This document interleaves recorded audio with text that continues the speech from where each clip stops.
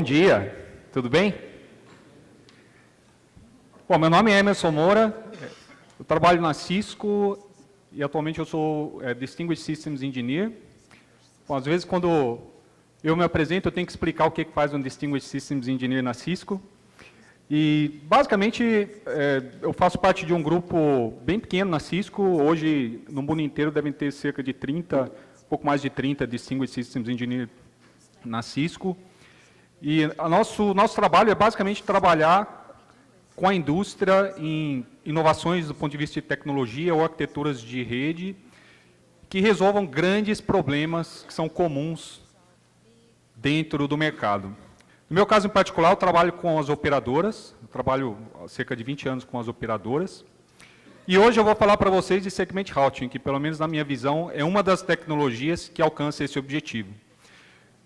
Se vocês pararem para pensar, provavelmente é a maior inovação em termos de arquitetura de routing que a gente teve na última década. E por isso é um tema que está em tanta evidência hoje na indústria. Então, quais são os problemas que as operadoras estão tentando atacar hoje? E é muito simples explicar. Se a gente parar para olhar o que está acontecendo no mercado, eu acho que tem 3 grandes problemas que a gente vê que atacam o mundo das operadoras. O primeiro é o crescimento exponencial de tráfego, que a gente não consegue ainda visualizar quando que isso vai frear ou vai diminuir. O segundo problema é que, infelizmente, as receitas das operadoras não crescem na mesma proporção que cresce o tráfego. Se crescesse na mesma proporção, a gente não teria nenhum problema, era só você continuar investindo, fazendo as coisas do mesmo jeito que a gente faz e a gente teria o problema resolvido. Já o terceiro problema, eu acho que é um pouco mais complicado, porque se a gente olhar o modelo de custo das operadoras hoje, existe um componente que é muito difícil de atacar, que é o custo operacional. Então, embora a gente tenha tido avanços de tecnologia significativos nos últimos anos, isso tem contribuído bastante para a redução de custo de investimento de infraestrutura, mas o custo operacional das operadoras a gente não conseguiu diminuir, pelo menos não na escala que a gente precisa ainda. Então, dentro desse contexto, o que as operadoras têm buscado fazer é buscar formas de diferenciar os serviços que elas oferecem e atacar o problema de custo de uma forma mais orientada ao modelo de OPEX, de redução de OPEX. Então, dentro desse contexto, vou ver aqui se passa o slide.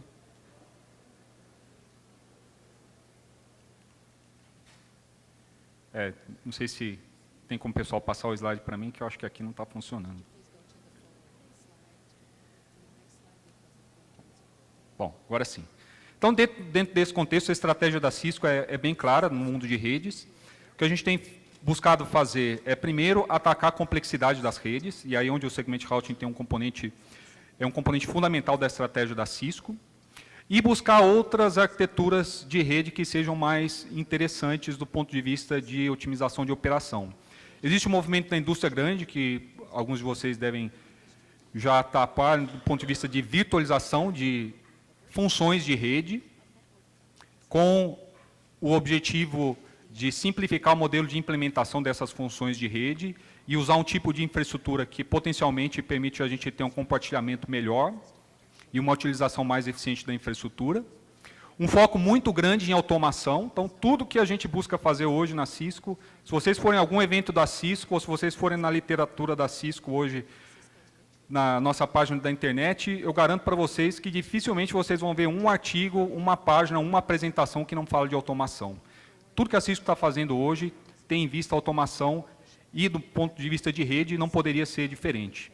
Grande parte do nosso trabalho é, primeiro, criar um ambiente que seja mais favorável à automação e, além disso, tirar proveito de ferramentas, APIs, interfaces que a gente sabe que outros segmentos da indústria já vêm usando de forma bem eficiente e trazer isso para o mundo de rede. Então, toda a ideia de automação e programabilidade é algo muito forte hoje na estratégia da Cisco. Então, dentro desse contexto, aparece o Segment Routing. Então, o Segment Routing ele apareceu aí mais ou menos um pouco depois, quando a indústria começou a falar de SDN.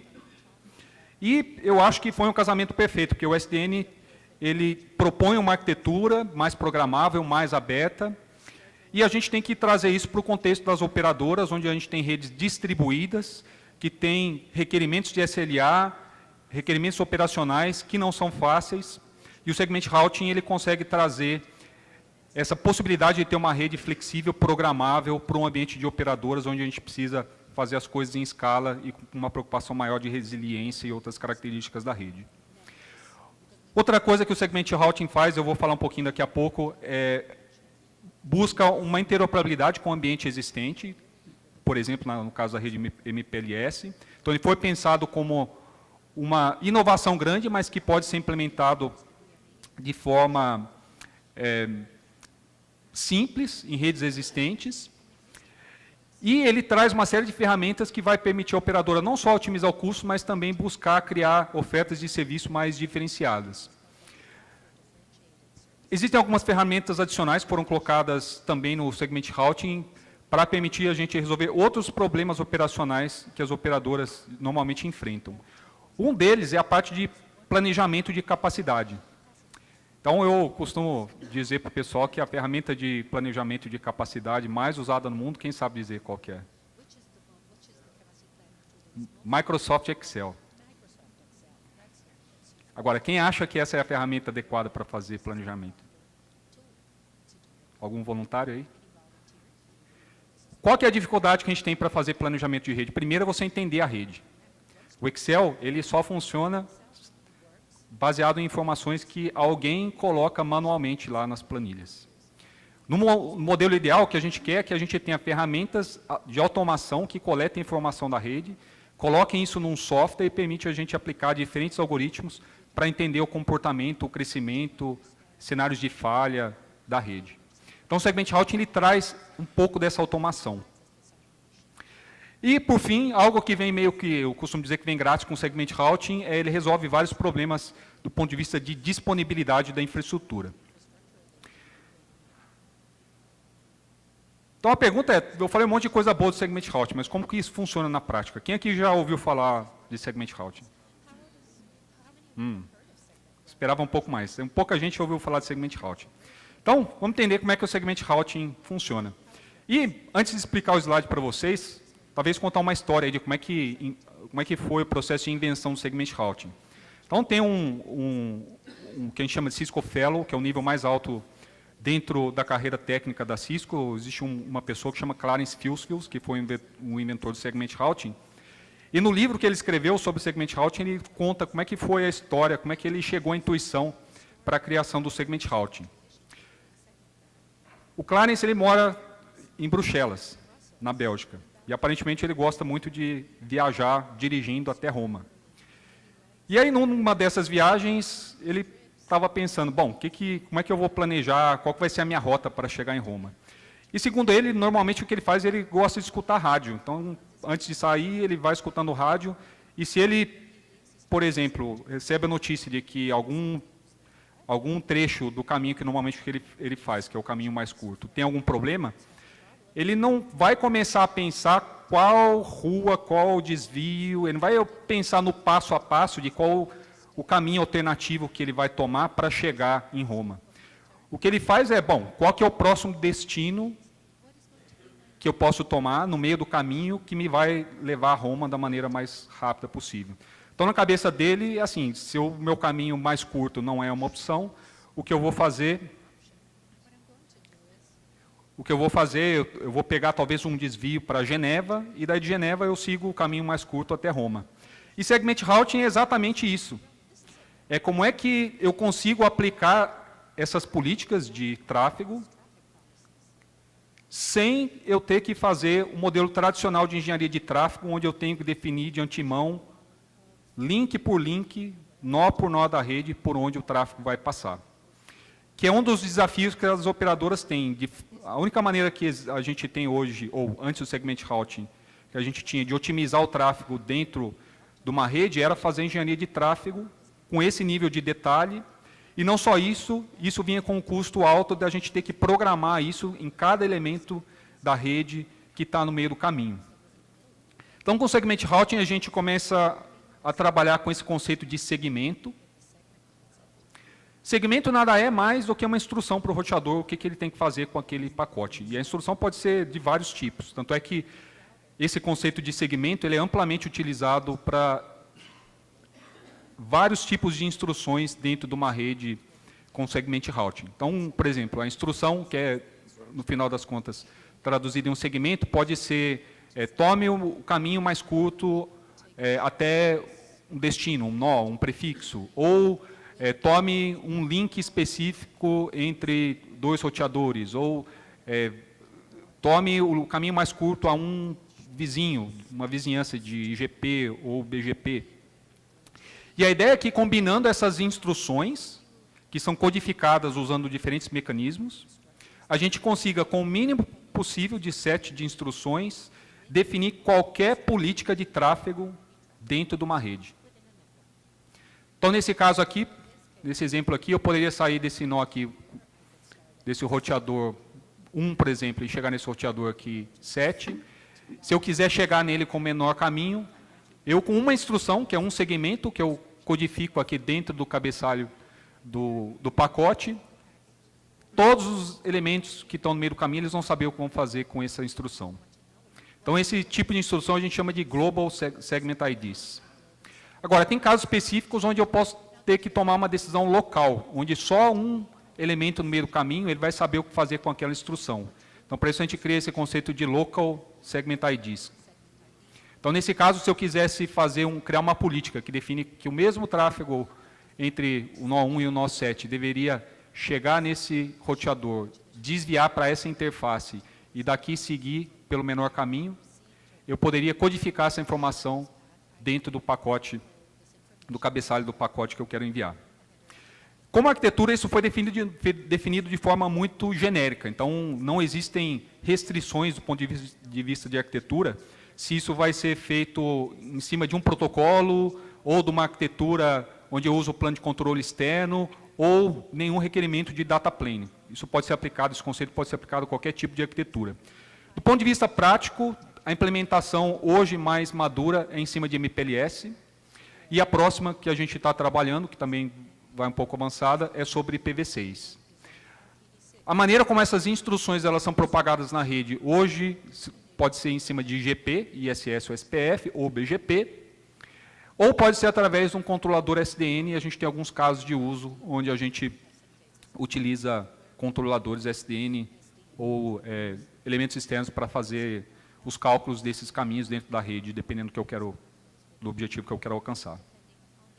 E como a gente viu aqui, se eu quiser operar uma rede com essas características, sem fazer engenharia de tráfego, usando só os outros benefícios do segment routing, eu posso fazer também. Então, eu posso usar a lógica do IGP, ou, na maioria dos casos, a gente vai ter uma combinação entre IGP, BGP e engenharia de tráfego tática, que a gente pode usar para desviar algum tipo de tráfego dentro da rede.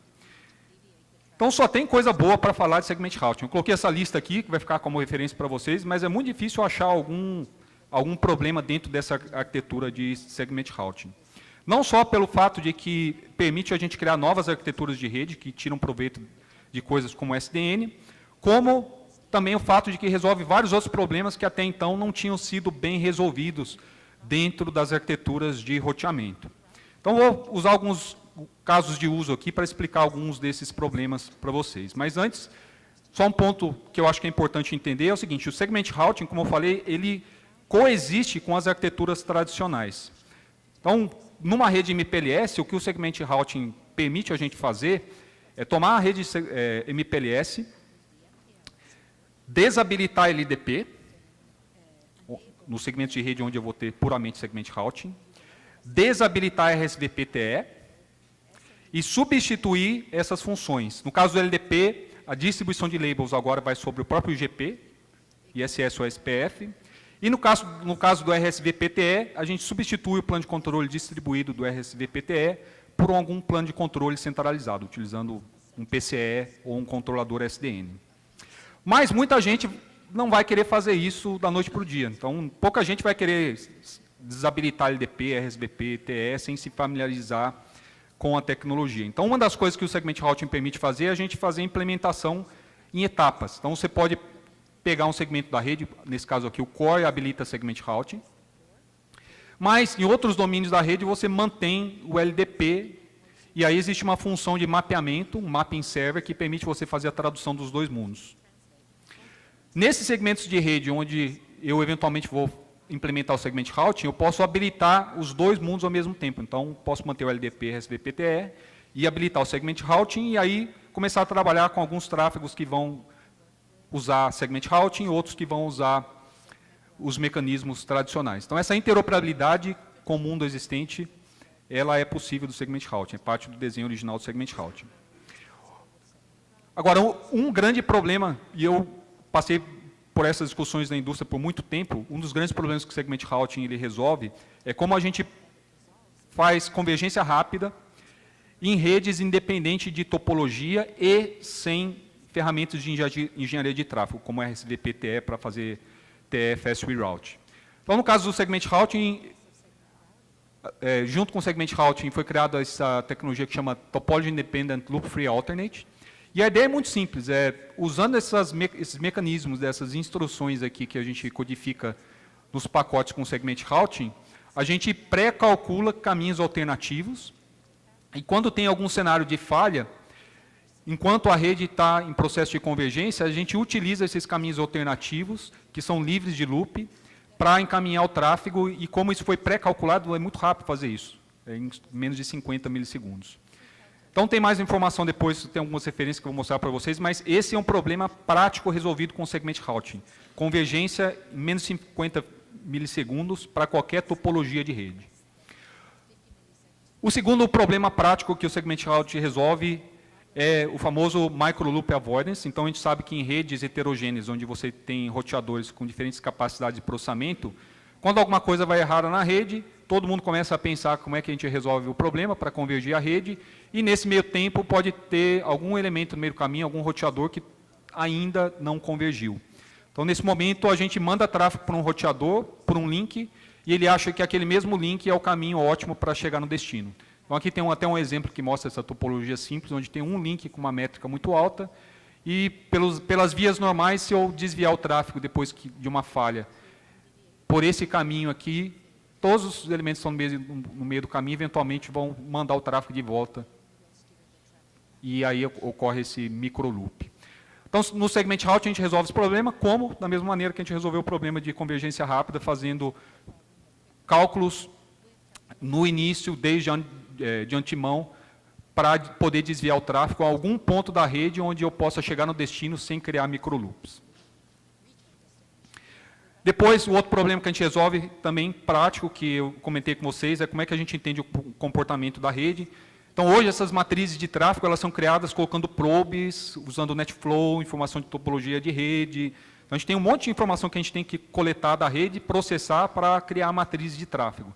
Com o segment routing, o que a gente foi colocar sensores dentro das interfaces dos roteadores, e a gente utiliza esses sensores para gerar o que a gente chama de telemetria, que é um nível de informação muito mais granular, feito muito mais alta frequência, que permite a gente criar essas matrizes de tráfego de forma automatizada. Depois tem uma outra categoria de casos de uso que estão mais na linha do SDN, de como é que a gente utiliza arquiteturas de rede mais moderna, usando mais funcionalidades de software, e como é que a gente busca a otimização da rede. Se vocês lembrarem, um dos problemas que eu falei é o crescimento do tráfego, e embora seja tentador a gente pensar que a gente vai resolver o problema do tráfego só jogando capacidade na rede, na prática isso não é a melhor solução. Então, o problema de crescimento de tráfego ele vem com a otimização da utilização da infraestrutura existente. Então, a gente tem que buscar otimizar essa infraestrutura, e para isso a gente precisa de duas coisas. Primeiro, a gente precisa mecanismos como o Equal Cost Multipath, que permita a gente utilizar melhor os links disponíveis na rede. E com segment routing, embora seja possível a gente criar políticas de engenharia de tráfego, onde a gente define o caminho por onde o tráfego vai passar hop a hop, em muitos casos esse não é o cenário desejável, como nessa topologia aqui, onde para eu sair desse roteador 1 e chegar no roteador 3, se a minha política é evitar esse link, talvez seja um link problemático, que tem muita falha, Se eu usar os mecanismos de engenharia de tráfego tradicionais, eu vou definir um só caminho por onde esse tráfego vai passar, e eu perco a possibilidade de fazer call cost multipath. Bom, segment routing, como a gente está usando a lógica de roteamento, que vem do IGP, e call cost multipath vem meio que grátis. Então, a gente não precisa se preocupar em criar vários túneis para fazer call cost multipath. Outro problema é como é que a gente tem a visão global de redes. Então, muitas vezes as redes elas são grandes, a gente tem que segmentar a rede em múltiplos domínios de IGP, às vezes múltiplos AS de BGP, e hoje esse é um problema difícil de resolver. Poucas operadoras conseguem fazer engenharia de tráfego quando a gente passa por vários domínios de rede.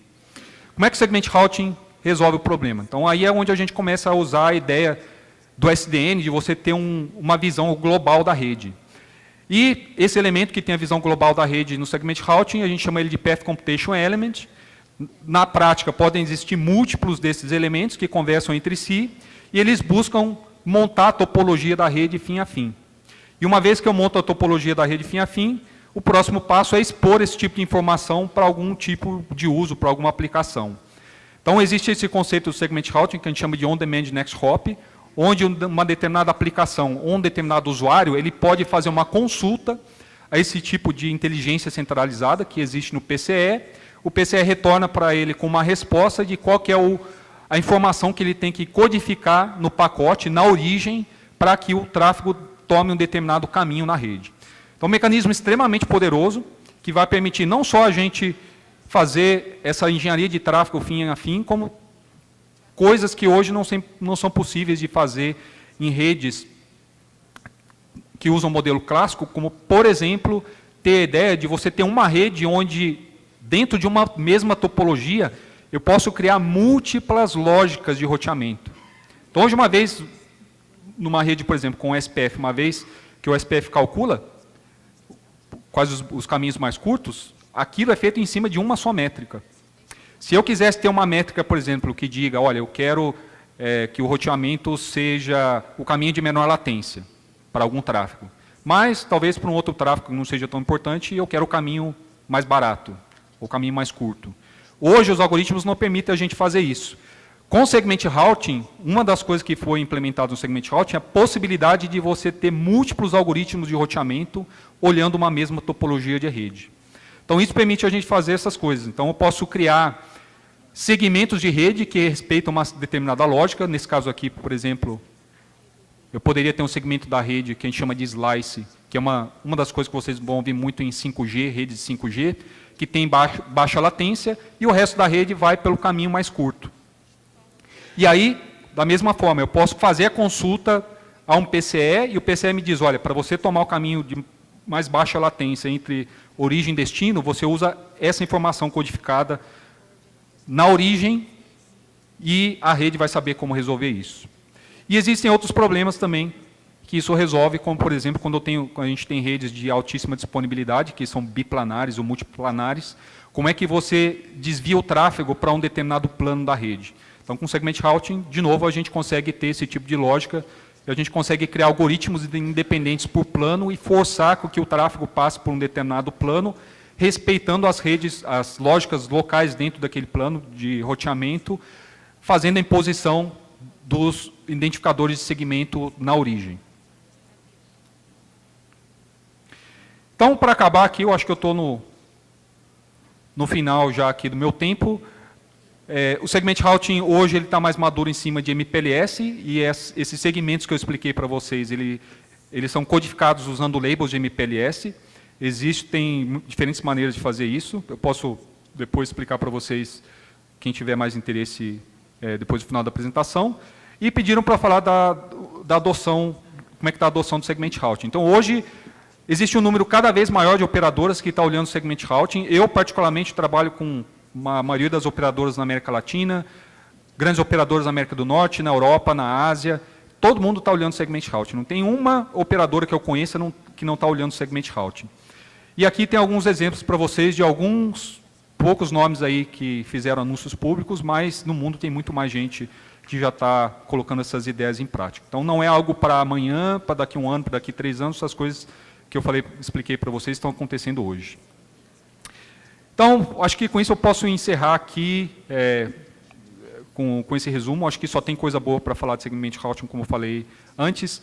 Resolve vários problemas práticos e, se a gente quiser criar redes mais eficientes para atender a demanda que a gente vai ter que lidar daqui para frente, principalmente com coisas como 5G, eu, pessoalmente, acredito que não vai ter outra opção que não seja trabalhar com Segment Routing em novas arquiteturas de rede, com inteligência centralizada, que o Segment Routing permite implementar, além do fato de que o Segment Routing resolve os problemas operacionais que, se a gente colocar na ponta do lápis, a gente sabe que é o grande problema que as operadoras vão ter que resolver. Então é isso. Não sei se alguém tem alguma pergunta, alguma dúvida.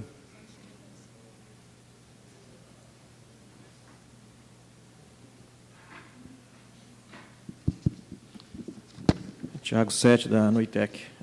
Primeiro, Hermes, parabéns pela apresentação, muito boa. Eu tenho duas perguntas. Uma com relação a engenharia de tráfego baseada em volume, como você tem hoje no TE, um Auto Bandwidth que faz isso para você de maneira dinâmica e automática. Qual que é a alternativa no Segment Routing que não tem essa visibilidade, né, de tráfego, como trazer o recurso de gerência de tráfego de maneira automática e, nesse momento de transição, quando você vai ter uma rede mista rodando um pouco de TE, com Auto Bandwidth, e um protocolo adjacente ali com o Segment Routing que não faz contabilização do tráfego, como conviver com esses dois mundos.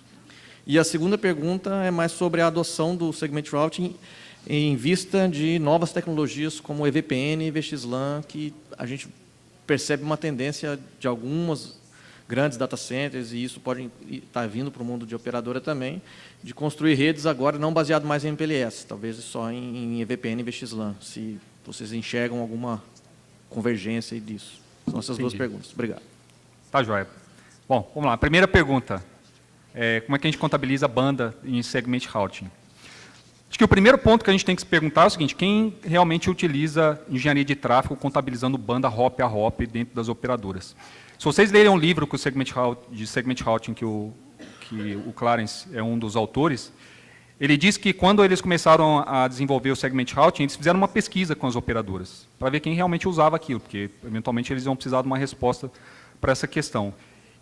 E o número que eles chegaram é um número extremamente baixo, assim, muitíssimo baixo. Primeiro, na conta deles, menos de 10% das operadoras usam engenharia de tráfego.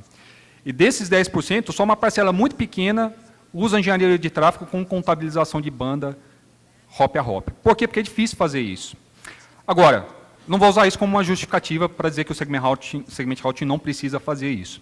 De fato, o Segment Routing ele facilita arquiteturas de rede que tem esse tipo de inteligência, mas a maneira que ele ataca o problema é diferente. Ao invés de colocar essa informação no control plane, como a gente tem no RSVPTE, o que o Segment Routing faz é o seguinte: ele usa a ideia de você ter controladores. Então, a ideia é que você tem diferentes mecanismos para coletar esse tipo de informação da rede, por exemplo, SNMP, e aí você alimenta essa informação num software, o software vai contabilizar o uso de banda dentro da infraestrutura de rede, e pode ser, eu coloquei o exemplo do SNMP, mas pode ser uma combinação de SNMP com NetFlow, com telemetria, que eu mostrei para vocês, que é uma das coisas que vem com o Segment Routing. E aí o software ele vai tomar essas decisões para você de como distribuir tráfego de maneira a otimizar o uso da banda disponível. Então, é possível fazer no Segment Routing. A segunda questão que você colocou é da coexistência com outros mecanismos que existem hoje, como EVPN e VXLAN. Primeira coisa que a gente tem que entender é o seguinte: o EVPN é uma camada, ele está numa camada de serviço. Então, é uma implementação mais unificada de BGP para você ter mecanismos de serviço para atender camada 1, camada 2, camada 3, sempre com a mesma sinalização.